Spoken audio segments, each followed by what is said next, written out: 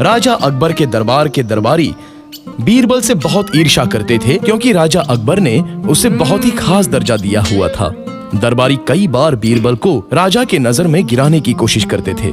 इस बार भी उन्होंने एक नई तरकीब निकाली। जब बीरबल दरबार में नहीं था तो वो राजा के पास गए और कहा, जहांपनाह, हम सब देख रहे हैं कि बीरबल दरबार के कामों में ध्यान नहीं दे रहे हैं। वो आजकल भविष्यवाणी करने की कला सीखने में व्यस्त रहते हैं। हम सब उनके अपनी जादुई ताकत से कुछ भी कर जाने के घमंड से बहुत ही परेशान हैं। राजा अकबर को पता था कि ये बीरबल को मुसीबत में डालने के लिए दरबारियों ने एक चाल चली है। बीरबल इस मुसीबत से कैसे बाहर आते हैं ये देखने के लिए वो भी उनकी हाँ में हाँ मिलाते हैं। बीरबल दरबार में आते ही राजा अकबर उन्हें कहते हैं, बीरबल, मेरी माणिक जड़ी अंगूठी कुछ ही समय पहले कहीं खो गई है।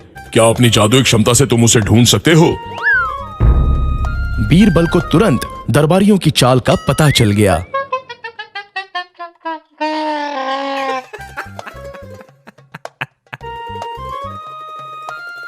हाँ जहांपनाह, देखना कि वो अंगूठी अपने आप ही फिर से आपकी उंगली में आ जाएगी। बीरबल ने फिर से एक कागज लिया और उस पर कुछ आड़ी टेढ़ी रेखाएं खींची और उसके बाद राजा अकबर को अपनी वो उंगली उस पर रखने को कहा जिसकी अंगूठी खो गई थी। बीरबल ने कुछ चावल के टुकड़े हाथ में लेकर मंत्र का जाप करके दरबारियों पर फेंका। दरबारियों में से एक घबरा गया।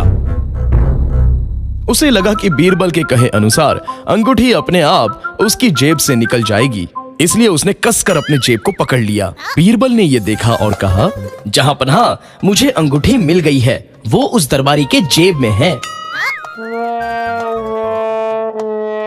दरबारियों को समझ आ गया कि वो अब फंस चुके हैं।